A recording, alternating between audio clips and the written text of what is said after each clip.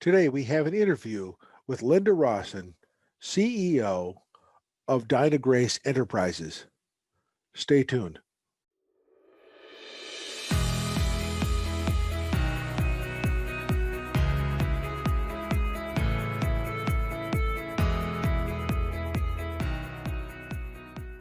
Greetings and welcome to the Contracting Guy. I am the Contracting Guy, and I want to express a special welcome to Miss Linda Rawson, CEO and founder of DynaGrace Enterprises from Kaysville, Utah, to this podcast.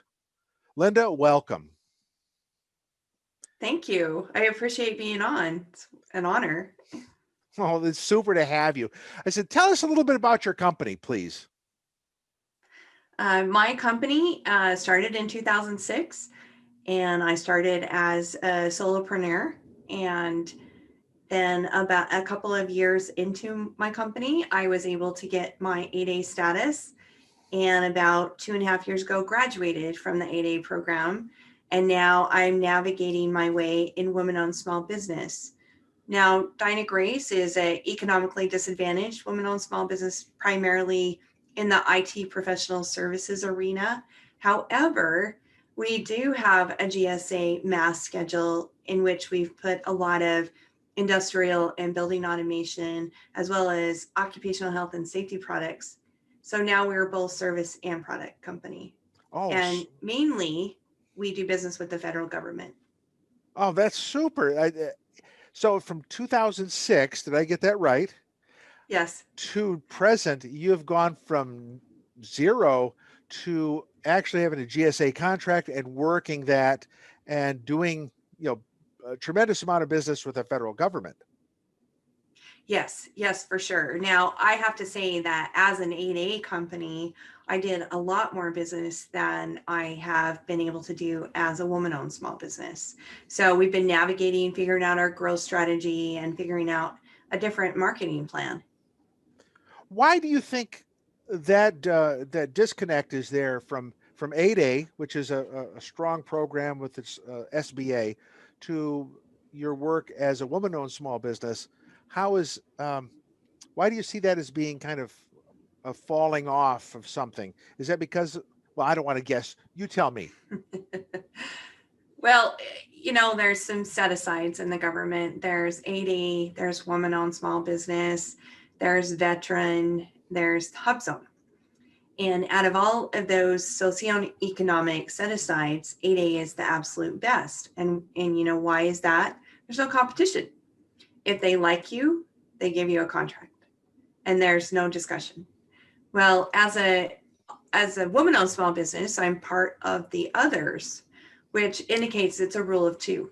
So there's always going to be at least one other company that's competitive.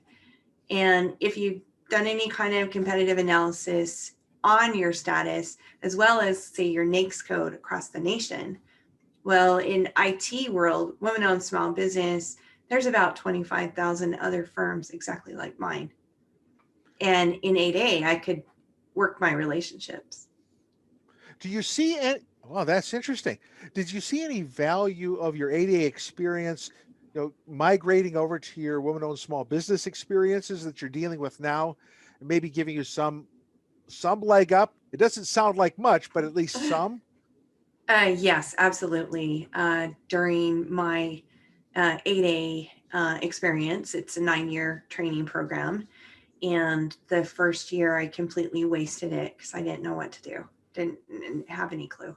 And I was a good writer, and I managed to get the status and then didn't know what to do. So about that time, a blast from my past came into my company, and we had a good conversation. And they said, Linda, we have so many customers that would love to get to us, but they can't because we don't have a contracting vehicle. And they said, why don't we establish a mentor-prodigy relationship with your company so that we could go after work together? And they're another small. So they always tell you, get a mentor that's a large, but I'm here to tell you that small company, they helped me and I learned everything I need to know about competing. Wow. So if you were to give a recommendation to a brand new small business who is seeking work with the SBA or doing 8A work, what would you tell them? Said, what is the thing that you want them to walk away with? Go find a mentor. Find a mentor. Oh, no doubt. Because that first year that has been wasted could have been more fruitful if you would have had that mentor. Was it difficult to find a mentor? No, they came to me. Wow. So, but from my understanding is, there is mentors out there, and there's graduating 8As that had mentors that you could go approach their mentor. I mean, do your due diligence and research, because not all mentors are going to be as good as mine was. Oh man, that's what a blessing that is. Is your role as an entrepreneur now, what do you see as the biggest challenge? You've graduated the program, you're now working the small business arena as a woman-owned small business in the IT field. What is your biggest challenge you see right now? So my biggest challenge is finding opportunities that aren't already slated for somebody. So it's establishing those new relationships where I could get new business. There seems to be a lot of willing and dealing on the back end. So to find, a true opportunity that isn't already set aside for someone, that the contracting officer is willing to do, a good competition, seems to be a hard thing. Oh, true that. Oh, that's so true. If you were, I know that you're a busy professional, and I don't want to take a lot of your time because I want to talk to you again at some point in the future. The last question I have for you here is, how important is it to develop a team of people that's either you're working with or you're working, that you consult with in your success?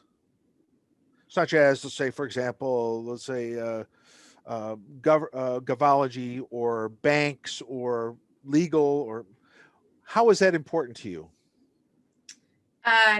To tell you the truth, I feel like my bank didn't come through for me. Oh, So really? even though I had a relationship with the bank, that didn't matter. And, sometimes I feel that some of the training's really good. And other times I feel the training is taught by someone who hasn't ever even had a government contract. And I'll give you an example is, we're, taught over and over about simplified acquisition, like anything under $250,000, the contracting officer can almost write your name on it. They don't have to compete it. I'm finding some contracting offices will not use that program. So although we're being taught, over and over to do that, that doesn't always seem to work. Oh, it's, as a contracting professional myself, I hear this and it just makes me sad. I know that there are a number of ways to be able to reach out to you and touch you and say, this is what we want, this is what we need, and you're my go-to person. And to find out that, it's not, sadly, I've also heard the same thing. We would tell you this and then not do it. So we leave you hanging, and you wonder why the training was even worthwhile going to, because the government people don't even use this. And that's one of the challenges I talk to the government people is that you've got a lot of stuff in the FAR that can help you out. Don't hamstring yourself by creating a situation where your potential vendors are not going to be successful. And I want you to be successful as the contracting guy, but I also want you to be successful because the government and particularly the end user will find your skills, totally useful and beneficial. And you have a success record, which is tremendous. And I think that's key. So what would you like to share the last right here, your final seconds or minutes? You say something that would, I want you to reach out to people that are going to be listening to this and tell them something.